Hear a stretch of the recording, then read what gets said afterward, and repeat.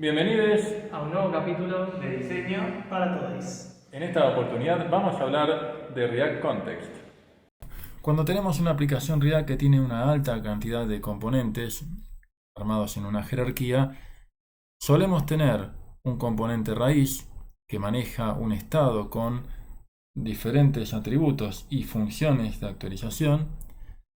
¿Y de qué manera pasamos información a cada uno de los componentes hijos? Mediante los props. De esa manera, este componente que está 3 niveles más abajo recibe los props de su padre, que a su vez recibe los props de su padre, que a su vez recibe los props del state del componente raíz. Eso nos obliga a manejar una gran cantidad de parámetros que forman parte de los props desde el componente raíz hacia abajo, incluyendo también una función que nos permita cambiar el estado para que la aplicación vaya luego disparando reactivamente los cambios a cada uno de los componentes hijos.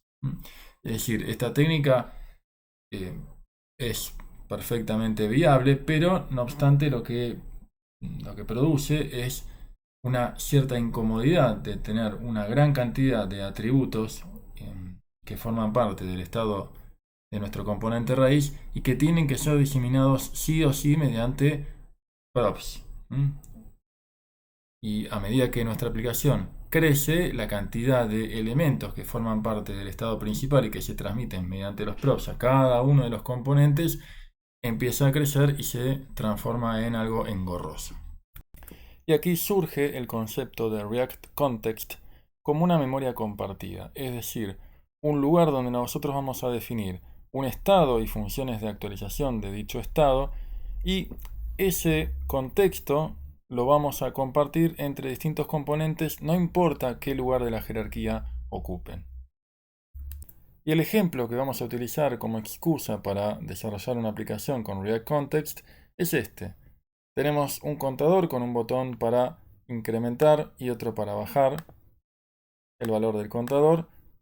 Y fíjate que acá lo que podemos hacer es, al incrementar tenemos por un lado que sube el valor del contador y por otro lado que se genera un log con la fecha y hora y el tipo de acción realizada. De Japa lo que podemos hacer aquí es borrar alguno de los logs. Lo primero que vamos a hacer es utilizar una función de React que nos permita crear un objeto global context. Desde Visual Studio Code creamos un archivo context.js dentro de una carpeta cualquiera y vamos a exportar la constante context, sí, con mayúscula, que será el resultado de lo que nos devuelva la función createContext que la importamos desde React. Guardamos el archivo. Si querés podés cambiar el linter para que no te deje los punto y coma y utilice single quotes. A continuación vamos a definir el provider, que es básicamente el que le va a proveer el estado y las funciones que modifiquen ese estado a nuestro contexto. Desde Visual Studio Code creamos un nuevo archivo, provider.js, y lo que vamos a hacer ahora es exportar una nueva constante que será provider, que va a recibir un objeto children. Vamos a ver después para qué nos va a servir. Y a partir de aquí lo que tenemos que hacer es pensar cuál va a ser el estado con el que nos vamos a manejar dentro de la aplicación del contador. Sin dudas, como necesitamos, a ver si tengo por aquí la aplicación. Fíjense que necesitamos guardar el número que tiene actualmente el contador y además vamos a necesitar la lista de acciones que hemos ejecutado. Perfecto, entonces ahora que sabemos esto podemos decir que tendremos una función count y otra función que modifique, que será setCount. Y eso lo vamos a asociar a un estado, es decir, a un hook de state, al igual que cualquier otro componente de React. ¿Sí? Porque el provider es en definitiva un componente React. ¿Qué otra cosa dijimos que íbamos a tener?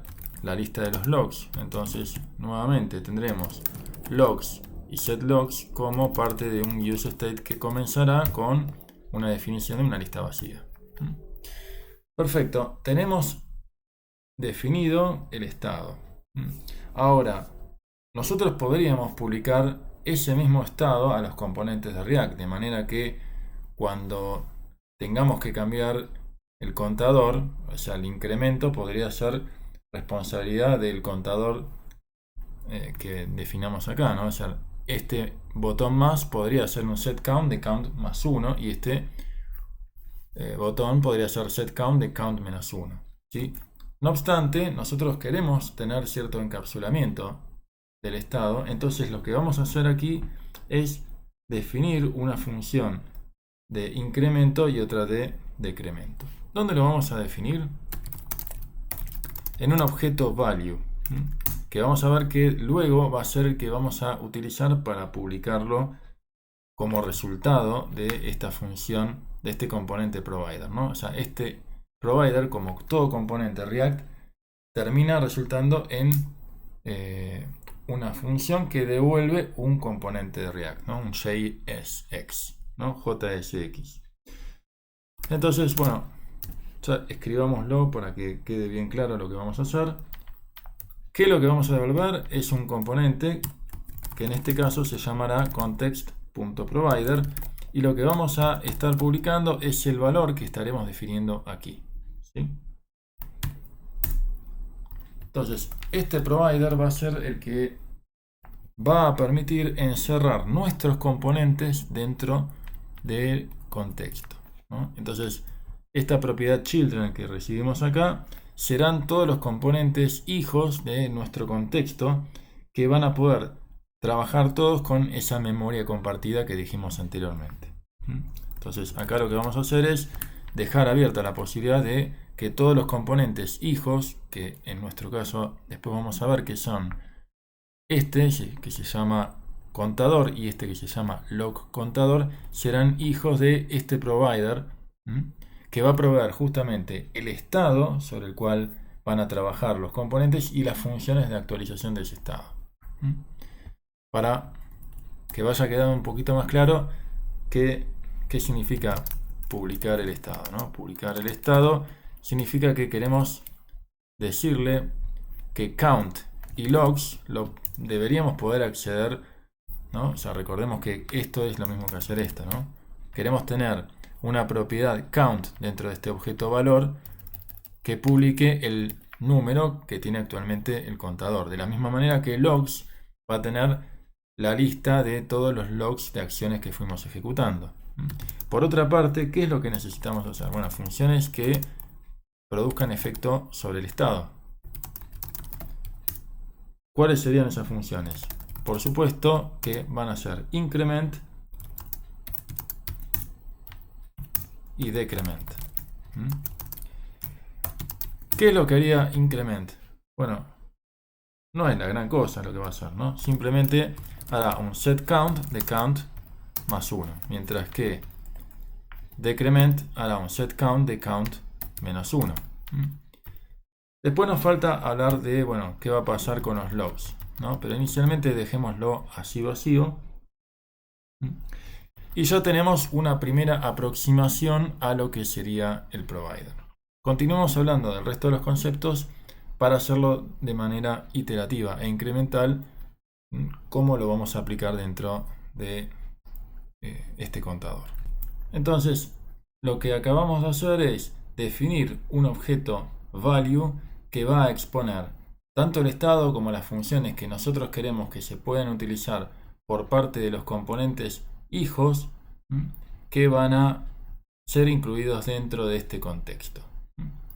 Ahora lo que tenemos que hacer como paso siguiente es encerrar dentro del mismo provider tanto al componente contador como a su hermano, el log contador. Vamos a resolver esta parte. Dentro de Visual Studio Code estoy en mi componente principal, app.js, y lo que vamos a hacer aquí es simplemente apuntar a provider e importarlo. Y ahora sí, ya tenemos todo listo para poder consumir nuestro contexto dentro del componente contador y log contador respectivamente. A mi izquierda tenemos Visual Studio Code dentro del componente contador. A la derecha tenemos la aplicación. Por el momento, fíjate que si yo presiono los botones más y menos, están asociados a funciones vacías, de la misma manera que el contador es una constante. Vamos a romper todo porque vamos a sacar esta definición de constantes que no nos sirven, y lo que vamos a hacer a continuación es utilizar un nuevo hook, el hook useContext, que necesita como parámetro algún contexto, o bueno, en todo caso, si no, después vamos a ver qué otras variantes hay. Pero el useContext nos permite trabajar con el hook pasándole justamente el contexto que definimos en este archivo, ¿no? en el contexto que estaba aquí. Entonces podemos referenciar a count, increment y decrement, es decir, la función que nos devuelve el valor, la función que nos permite incrementar y bajar el valor del contador, y tenerlas listas para ser utilizadas tanto en los botones como en el label, ¿no? Entonces lo primero que vamos a hacer es hacer clic sobre el elemento y fíjense cómo ahora la aplicación empieza a funcionar, ¿sí? La parte buena es que definimos las funciones de incremento y decremento en un solo lugar dentro del contexto. Repasemos entonces. Nuestro componente contador es el consumidor principal de nuestro contexto. Por lo tanto, puede acceder a las funciones que devuelven el valor del estado o bien que produce efecto colateral sobre él. Trabajamos para ello con el hook useContext. Y después, nada, los componentes que forman parte del contador simplemente utilizan esas funciones como habíamos hecho anteriormente. Hagamos ahora los cambios en el componente hermano, log contador. Para lo cual lo que vamos a hacer aquí es nuevamente invocar el hook useContext pasándole como parámetro el contexto. Tenemos que importar useContext de React y también tenemos que importar nuestro archivo de contexto. Por supuesto, solamente queremos tomar del contexto los logs que tenemos aquí. ¿Sí? Por el momento, fíjense que eso no produce ningún cambio porque en nuestro contexto, en nuestro provider, al incrementar y al decrementar no estamos generando nuevos logs, ¿no? Con lo cual no se está visualizando nada aquí. Pero ya tenemos asociado los logs que salen del contexto como para que si nosotros modificamos la función de incremento y decremento, esto empiece a funcionar. Bueno, entonces vamos a crear una función auxiliar, addLog, y la vamos a utilizar tanto en el increment como en el decrement. Para lo cual, addLog va a recibir una acción y lo que va a hacer es construir un nuevo estado para los logs, ¿sí? ¿Qué es lo que vamos a hacer? Bueno, vamos a recibir los logs y le vamos a concatenar un nuevo log con la acción correspondiente, ¿sí? ¿De dónde sale este objeto log? Bueno, es un objeto de dominio que no tiene mucho comportamiento, pero que permite encapsular un log con el tipo de acción y cuándo ocurrió. Bien. Fíjense ahora que si yo incremento o decremento, empieza a aparecer cada una de las líneas asociadas al log. Algunas cuestiones interesantes para mencionar. ¿Sí? La función concat o el método concat termina devolviendo una nueva lista. Esto es algo muy conveniente porque permite decirle a setLogs: acá está la nueva lista, ¿no? Y es un objeto diferente del anterior. Eso es muy importante porque React detecta los cambios de estado cuando nosotros hacemos un set pasándole un nuevo objeto. ¿Por qué digo esto? Porque muchas veces he visto que uno se siente tentado a hacer logs.push, ¿sí? Push es la versión que tiene efecto colateral sobre la lista de logs, pero no produce una nueva lista, solamente modifica la lista original, ¿no? Esto hay que tenerlo en cuenta, porque si yo hago set logs de la lista, de la misma lista original, esto no produce realmente un cambio de estado. Entonces, bueno, dicho esto, uno imagina que cuando hace clic sobre el incremento o el decremento, no debería producir este cambio de estado, ¿no? Si yo tuviera razón, ¿no? Esto es como contraproducente digamos, o contrario a lo que yo dije antes, ¿no? ¿Cómo es que vos dijiste que no producía un cambio de estado si acá yo estoy viendo que pese a que uno imagina que no hay un cambio de estado, los logs se están mostrando? Entonces, lo que nosotros vamos a hacer aquí es este pequeño cambio, ¿no? Le vamos a sacar la idea de que se incremente el contador y vamos a ver qué es lo que pasa, ¿no? Arranquemos de nuevo la aplicación y fíjense cómo efectivamente lo que permitía que aparecieran nuevos logs era el hecho de que se estaban cambiando dos estados a la vez: el número del contador y la lista de logs. Por eso era que parecía como que, bueno, el push funcionaba, ¿sí?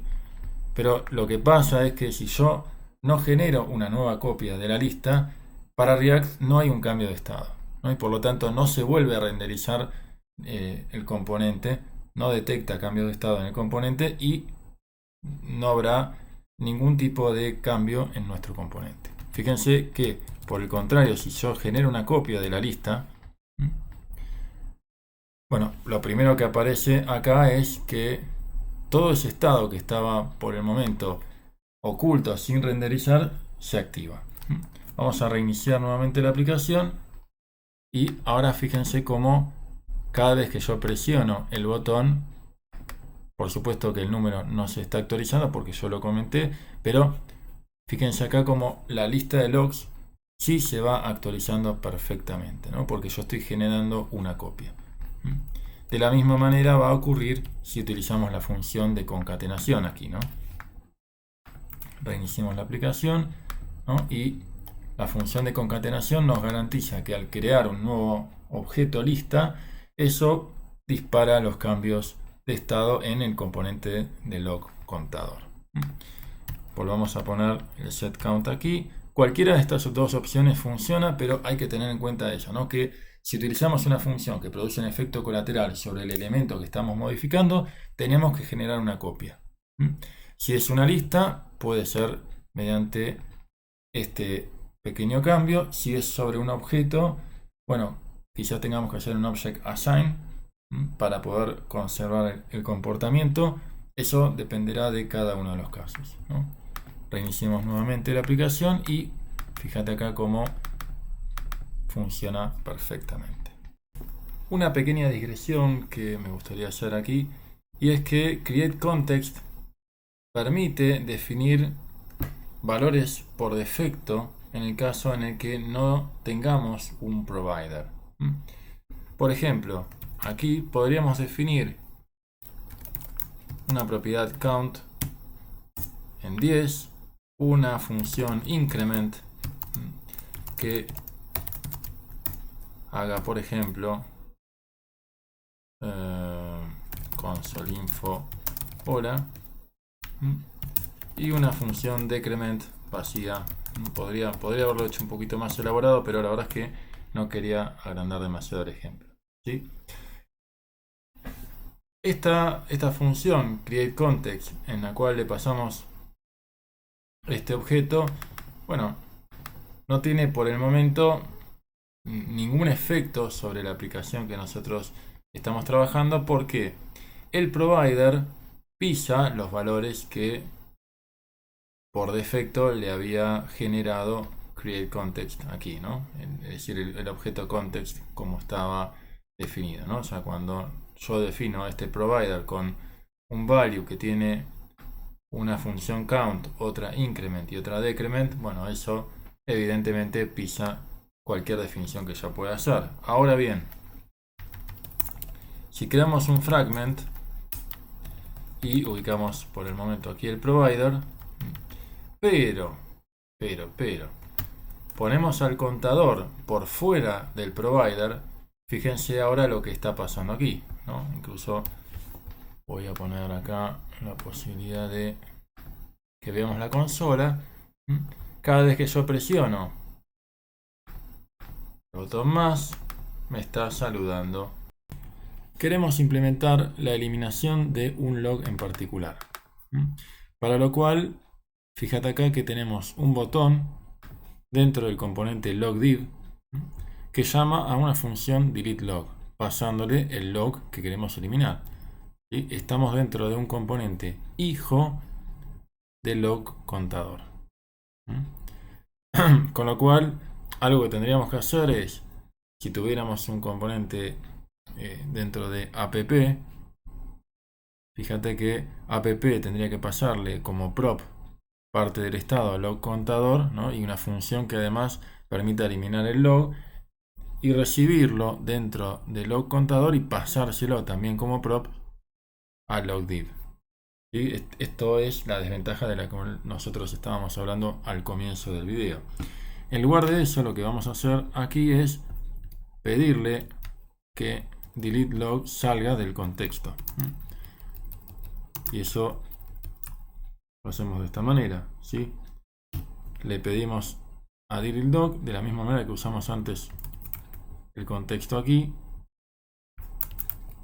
le pedimos a deleteLog que sea una función que surja de mi provider.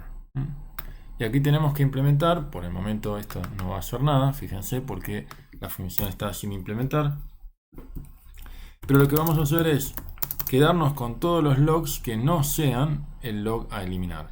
Podríamos usar la función slice, la función splice, ¿sí? En realidad son métodos de la collection, ¿sí? De una lista. Y lo que vamos a hacer en realidad es utilizar el método filter, tomar todos los logs que no sean el log que queremos borrar. De esa manera lo que va a pasar es que nos vamos a quedar con una nueva lista, porque filter no produce efecto colateral, sino que genera una nueva lista con los elementos que no sean SID.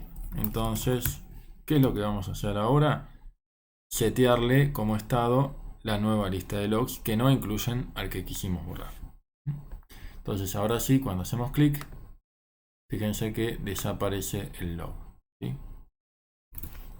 Iniciemos nuevamente la aplicación, le doy subir y bajar y nuevamente subir, y fíjate que si yo elimino este primer bajar y este último subir de este rango, se eliminan correctamente. Vamos a implementar 3 tests para nuestra aplicación. El primero es sencillo. Si presionamos el botón más, el contador pasa a estar de 0 a 1. Entonces vamos a renderizar nuestro componente principal, app, que recordemos tiene como componente padre a provider y a los hermanos contador y log contador. Entonces aquí tenemos el render de app como primera medida. Luego tenemos que disparar el botón más dentro del contador. Y el botón más tiene, fíjense, este data test ID, button plus. Entonces lo que haremos es fire event, click de screen, get by test ID de button plus. Eso activa el incremento y por supuesto debería actualizar el estado de mi contexto. Para lo cual lo que podemos hacer es probar que si hacemos una búsqueda del elemento de la vista asociado al estado del contador, para recordar aquí cuál es, fíjense que el data test ID del label es contador y tiene un inner HTML asociado a count, que está ligado a mi contexto. Entonces perfecto. Bueno, busquemos había marcado contador, y lo que tenemos que esperar dentro del test es que el in en HTML sea ahora 1, ¿no? El string 1. Ejecutamos el test, vamos de nuevo a ejecutar el test,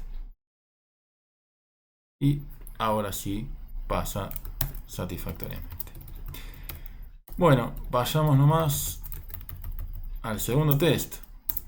Este va a probar no tanto el comportamiento del contador, sino el de log contador, ¿no? Donde log contador hace un map de todos los logs que salen del contexto, y en particular, fíjense que tenemos un table cell con un data test ID log row, que lo que está marcando es si la acción es de subir o de bajar, ¿no? Tenemos repetidos log rows, varios log row, uno por cada fila del log que estamos mostrando. Esto va a ser útil a los fines de testeo, porque lo que voy a hacer aquí es, si yo presiono el botón más, ¿cuántos logs esperaría tener? ¿Sí? Bueno, vamos a hacer un screen. En este caso vamos a utilizar el query all by test ID, porque el get by test ID puede tirar error si no te aparece ningún elemento, ¿no? Mientras que el query all by test ID devuelve 0, ¿no? Que es algo más útil para nuestro test. Y recordamos que estamos buscando todos los elementos que tengan log row, y lo que pedimos es que tenga longitud 1. Ejecutamos el test y pasa correctamente. Para el último test necesitamos marcar claramente acá dónde está cada una de las partes de la AAA, ¿no?